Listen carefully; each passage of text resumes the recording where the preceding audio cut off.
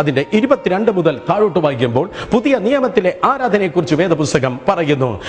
സിയോൻ പർവ്വതത്തിനും ജീവനുള്ള ദൈവത്തിന്റെ നഗരമായ യെരുശലേമിനും അനേകായിരം ദൂതന്മാരുടെ സർവ്വ സംഘത്തിനും സ്വർഗത്തിൽ പേരെഴുതിയിരിക്കുന്ന സർവ്വജാതന്മാരുടെ സഭയ്ക്കും എല്ലാവരുടെയും ദൈവമായ ന്യായാധിപതിക്കും സിദ്ധന്മാരായ നീതിമാന്മാരുടെ ആത്മാക്കൾക്കും പുതിയ നിയമത്തിന്റെ മധ്യസ്ഥനായ യേശുവിനും ഹാബേലിന്റെ രക്തത്തെക്കാൾ ഗുണകരമായി സംസാരിക്കുന്ന പുണ്യാഹ രക്തത്തിന്റെ അടുക്കലേക്കത്രേ നിങ്ങൾ വന്നിരിക്കുന്നത്.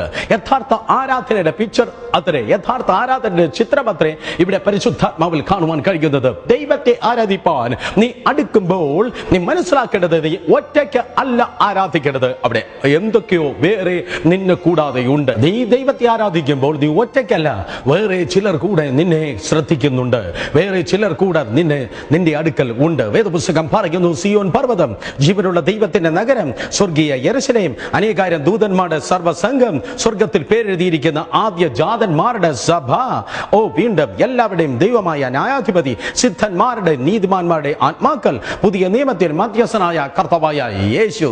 രാത്രിയായിരിക്കാം പകലായിരിക്കാം, നീ ദൈവത്തെ ആരാധിക്കുമ്പോൾ മനസ്സിലാക്കണമേ, ആത്മമണ്ഡലം നിനക്ക് വേണ്ടി തുറക്കുകയാണ്, സ്വർഗം നിനക്ക് വേണ്ടി തുറക്കുകയാണ്, ദൈവദൂതന്മാരുടെ സാന്നിധ്യം നിന്റെ മേൽ ഇറങ്ങി വരികയാണ്. അതുകൊണ്ട് തലകിൽ നിന്നല്ല, പാരമ്പര്യത്തിൽ നിന്നല്ല, ഏതോ പഴയ പുസ്തകത്തിൽ 150 വർഷം മുമ്പ് അച്ചടിച്ചു വച്ചതല്ല, ഏതോ വലിയപ്പച്ചന്മാരിൽ നിന്ന് കണ്ടുപഠിച്ച് കാണാതെ പഠിച്ച് പിന്നെയും പറയുന്നതല്ല. പ്രത്യുത ഹൃദയത്തിന് ആഴത്തിൽ നിന്ന്, തകർന്ന ഹൃദയത്തിൽ നിന്ന് യഥാർത്ഥ ആരാധന ഉയരുമ്പോൾ ഏത് മരുഭൂമിയിൽ നീ ഒറ്റയ്ക്കായാലും, ഏത് റൂമിൽ നീ തനിയെ ശേഷിച്ചാലും, കുറച്ചു നേരം കഴിയുമ്പോൾ നിന്റെ കണ്ണുകൾ നിറഞ്ഞൊരിക്കും, നിന്റെ സ്നേഹ പ്രകടനം വെളിപ്പെടും. കാരണമെന്ത്? നീ പറയും, ഞാൻ ഒറ്റയ്ക്ക് അല്ല, സ്വർഗം തുറക്കുകയാണ്. അത് സ്വർഗത്ത് തുറക്കുന്നത് അത്രേ ആരാധന. നരക തുല്യമായി കുത്തുവിട്ട പുസ്തകം പോലെ ചിതറിക്കിടക്കുന്ന നിന്റെ കുടുംബത്തിന്റെ അന്തരീക്ഷത്തിലേക്ക് സ്വർഗത്തെ ഇറക്കിക്കൊണ്ടുവരുന്നത് അത്രേ ആരാധന. സാഹചര്യം നോക്കരുതേ, മറ്റുള്ളവരെയും അവരെയും ഇവരെയും നോക്കി കുറ്റം പറയരുത്. സ്വർഗത്തെങ്കിലേക്ക് നോക്ക്, ദൈവത്തെ ആരാധിക്ക്, അവസ്ഥ മാറുക തന്നെ ചെയ്യും. ദൈവത്തെ ആരാധിച്ചു തുടങ്ങുമ്പോൾ അളവില്ലാത്ത സ്വർഗത്തിന്റെ കൃപ നിന്നിലേക്ക് ഇറങ്ങി വരും. ഒരു വശത്ത് അളവില്ലാത്ത സ്വർഗം നിന്റെ അടുക്കലേക്ക് ഇറങ്ങി വരുമ്പോൾ നിന്നെ അത്രയും കാലം പിടിച്ചു വച്ചിരുന്നതായ ഫറവോന് ഒരു അതിര് ഉണ്ടായിരിക്കും. വീണ്ടും വേദപുസ്തകം പഠിപ്പിക്കുന്നു, മിസ്രയീമിൽ നിന്ന് ജനം പുറപ്പെട്ടു വന്നപ്പോൾ ഫറവോന് ഒരു പ്രത്യേക പരിധി ഉണ്ടായിരുന്നു. ചെങ്കടൽ വരെ വരുവാൻ മാത്രമേ ഫറവോന് കഴിഞ്ഞുള്ളൂ. നിന്നെ പീഡിപ്പിക്കുന്നതായ ശത്രു നിന്റെ കാറിൽ പിൻ സീറ്റിൽ ഇരുന്ന് ആരാണ്ട് യാത്ര ചെയ്യുന്നത് പോലെ, ബൈക്കിന്റെ പിൻപിലിരുന്ന് ആരോ നിന്റെ കൂടെ വരുന്നത് പോലെ, നിന്റെ കൂടെ വരുന്ന സ്വഭാവം, കൂടെ വരുന്ന പാപം, കൂടെ വരുന്ന ഫ്രസ്ട്രേഷൻ, വിവിധ ക്രമത്തിലുള്ളതായ പാപത്തിന്റെ പ്രതികൂലങ്ങൾ നിന്റെ ജീവിതത്തിൽ ഉണ്ട് എങ്കിൽ അതൊക്കെ നിന്നെ പിന്തുടരുവാൻ ഒരു പരിധി ദൈവം വച്ചിരിക്കുന്നു. ആ ശാപം എന്നും കൂടെ ഇരിക്കത്തില്ല, ആ പാപം എന്നും കൂടെ ഇരിക്കത്തില്ല, ആ പ്രതിസന്ധി എന്നും കൂടെ ഇരിക്കത്തില്ല. അതിനൊരു പ്രത്യേക പരിധിയുണ്ട്. എങ്ങനെയെങ്കിൽ നീ ദൈവത്തെ ആരാധിക്കുന്നുവെങ്കിൽ നിന്റെ പരിധികളെ മറന്ന്, പരിമിതികളെ മറന്ന് ദൈവത്തെ ആരാധിക്കുമ്പോൾ ഫറവോന് ഒരു പരിധിയുണ്ട്. അപ്പോൾ നീ പാടും, ഫറവോന് ഞാൻ അടിമയല്ല, പരമ സിയോനിൽ ഞാൻ അന്യൻ അല്ല. കാരണം ഞാൻ ദൈവത്തെ ആരാധിക്കുമ്പോൾ ഞാൻ ഒറ്റയ്ക്കല്ല, ദൈവം എന്നോട് കൂടെ ഉണ്ട്. ആത്മാവിൽ വിടുതൽ പ്രാപിച്ച ദൈവത്തിന് കൃപയിൽ പുറത്തു വരുന്ന ജനം ഫറവോനെ നോക്കി പറയും, ബൈ ബൈ, ഞാൻ പോകുന്നു, ഞാൻ എൻ്റെ ദൈവത്തെ ആരാധിപ്പാൻ വേണ്ടി പോകുന്നു.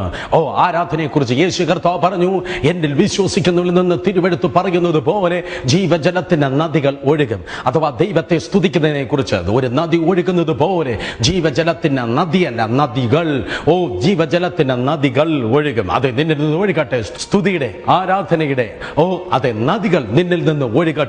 നദി ഒഴുകി ഒഴുകി ഒഴുകി അത് അവസാനം വലിയൊരു സമുദ്രമായി തീരും. വേദപുസ്തകം പഠിപ്പിക്കുന്നു, ഫറവോൻ എവിടെയാ മുങ്ങി ചത്തത്?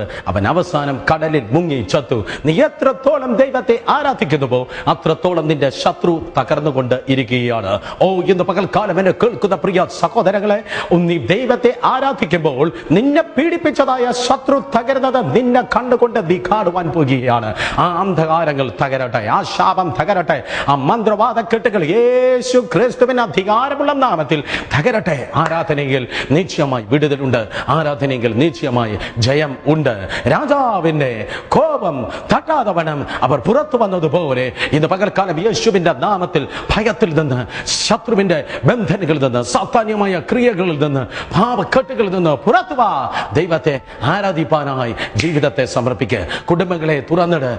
ജീവിതത്തിന്റെ സകല റൂമുകളെ തുറന്നിട്ട് പറ, കർത്താവേ, അതെ, ഞാൻ മനസ്സിലാക്കുന്നു നീ എന്നെ സൃഷ്ടിച്ചത് ആരാധിപ്പാൻ വേണ്ടി അത്രേ. ഞാൻ ഒറ്റയ്ക്കല്ല. അവിടുന്ന് എൻ്റെ ജീവിതത്തോട് കൂടെ ഇരിക്കണമേ. എൻ്റെ ജീവിതത്തെ അങ്ങയുടെ സമ്പൂർണ്ണമായി അങ്ങയുടെ തൃക്കരങ്ങളിലേക്ക് സമർപ്പിക്കുന്നു. അങ്ങ് ആരാധിപ്പാൻ ഞാനിതാ എന്നെ തന്നെ ഏൽപ്പിക്കുന്നു. പ്രാർത്ഥിച്ചാട്ടെ. കുശവന്റെ കയ്യിലെ കളിമണ്ണിനെ പോലെ ദൈവകരത്തിൽ കൊടുത്ത് പറയുക, എൻ്റെ ജീവിതം ആരാധനയുടെ ജീവിതം. എൻ്റെ ഭവനം പ്രശ്നത്തിൻ്റെ ഭവനമല്ല.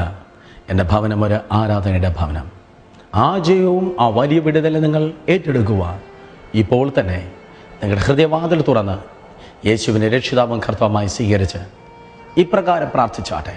കർത്താവേ യേശുവേ, ഞാൻ വിശ്വസിക്കുന്നു അവിടുന്ന് എൻ്റെ പാപത്തിന് പരിഹാരത്തിനായി കാൽവരി ക്രൂശിന്മേൽ മരിച്ചു, അടക്കപ്പെട്ടു, ഉയർത്തെഴുന്നേറ്റു. ഇന്ന് പകൽ അങ്ങേ രക്ഷിതാവും കർത്താവുമായി എൻ്റെ ഹൃദയത്തിലേക്ക് ഞാൻ സ്വീകരിക്കുന്നു. വായി തുറന്ന് പറഞ്ഞാട്ടെ, അങ്ങേ രക്ഷിതാവും കർത്താവുമായി എൻ്റെ ഹൃദയത്തിലേക്ക് ഞാൻ സ്വീകരിക്കുന്നു. അങ്ങയുടെ രക്തത്താൽ എന്നെ നീ കഴുകിയാട്ടെ.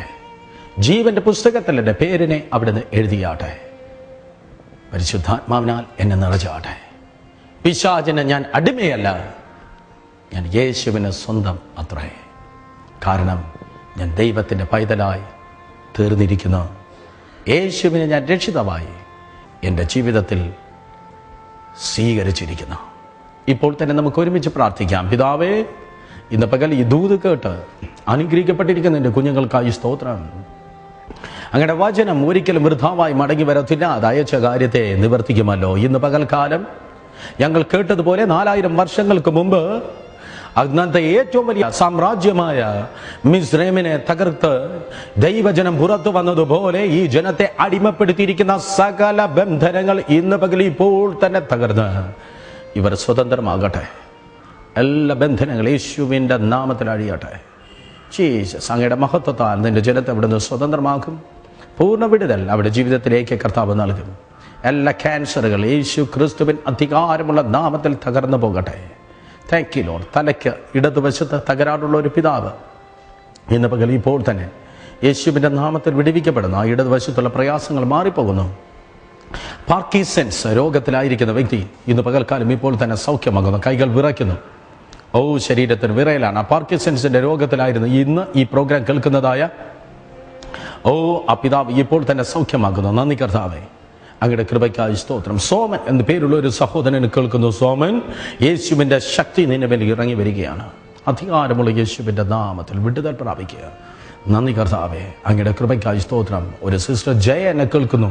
ശരീരത്തിൽ ഇൻഫെക്ഷൻ അനുഭവിച്ചിരിക്കുന്ന ജയ, യേശുവിൻ്റെ നാമത്തിൽ ദൈവം തന്നെ സൗഖ്യമാക്കിയാണ്. എല്ലാ ബന്ധനങ്ങളും ഇപ്പോൾ തന്നെ ഈ ജനത്തിൽ നിന്ന് മാറിപ്പോകുന്ന കൃപയ്ക്കായി സ്തോത്രം. നിരന്തരമായി ഇവർ അനുഭവിച്ചുകൊണ്ടിരിക്കുന്ന സകല രോഗശക്തികളെ സകല നാമത്തിന് മേലായ നസ്രയുടെ യേശു ക്രിസ്തുവിൻ അധികാരമുള്ള നാമത്തിൽ ഞാൻ ശാസിക്കുന്നു. യേശു ക്രിസ്തുവിൻ്റെ അധികാരമുള്ള നാമത്തിൽ ദൈവിക സൗഖ്യം ഈ ജനത്തിലേക്ക് ഇന്ന് ഇപ്പോൾ തന്നെ കടന്നു വരുമാറാകട്ടെ. സൗഖ്യത്തിനായി നന്ദി. അങ്ങയുടെ ശക്തിയുള്ള നാമത്തെ മഹത്വപ്പെടുത്തും. കുടുംബങ്ങൾ വിടുവിക്കപ്പെടട്ടെ. ജീവിതങ്ങൾ വിടുവിക്കപ്പെടട്ടെ. നിലങ്ങൾ, പുരയിടങ്ങൾ, വസ്തുവകകൾ സകലതും വിടുവിക്കപ്പെടട്ടെ. അതിനേക്കാൾ ഉപരിയായി ഇന്ന് പകൽക്കാലം പ്രാർത്ഥിക്കുന്നു, ജീസസ്, ഓരോ വ്യക്തികൾ, കുടുംബങ്ങൾ ആത്മീയമായി വിടുവിക്കപ്പെടട്ടെ. Thank you Lord. ഐക്യതയുടെ ഭവനമായി, ആരാധനയുടെ ഭവനമായി, ദൈവകൃപയുടെ ഭവനങ്ങളാക്കി ആ ഭവനത്തെ തീർക്കുകയും നടത്തുകയും പരിപാലിക്കുകയും ചെയ്യും. അവിടെ അങ്ങനെ ചെയ്യുന്ന കൃപയ്ക്കായി സ്തോത്രം. എല്ലാ മഹത്വമേക്ക് മാത്രമായിരിക്കട്ടെ. യേശുവിൻ്റെ വിലയുടെ നാമത്തിൽ തന്നെ. ആമേൻ, ആമേൻ. അതെ, ആ പാട്ട് വീണ്ടും പാടിയാട്ടെ. ഫറവോന് ഞാൻ ഇനി അടിമയല്ല, പരമസിയോനിൽ ഞാൻ അന്യൻ അല്ല. ഇനി പഴയ പാപം വേണ്ട, പഴയ പിശാചിന്റെ മുഖത്തിൽ തല വെക്കരുത്. ദൈവസന്നിധിയിൽ ജയത്തോടെ ജീവിപ്പാൻ ശക്തനായ ദൈവം നിങ്ങളോട് കൂടെ ഇരിക്കുമാറാകട്ടെ. ഇന്ന് തന്നെ ഞങ്ങൾക്ക് എഴുതുക. ഞങ്ങളുടെ വിലാസം torch off truth, post box number 6543, Thiruvananthapuram 25. അല്ലെങ്കിൽ ഇപ്പോൾ തന്നെ വിളിക്കുക 9447830604, അല്ലെങ്കിൽ 0471 2725273. അടുത്ത ദിവസം വീണ്ടും കാണുവരെ ദൈവം നമ്മോട് കൂടെ. ആമേൻ. ഈ ശുശ്രൂഷയെ സാമ്പത്തികമായി സഹായിപ്പാൻ താല്പര്യമുള്ള ഏവർക്കും ഞങ്ങളുടെ TV ക്ലബിലേക്ക് സ്വാഗതം.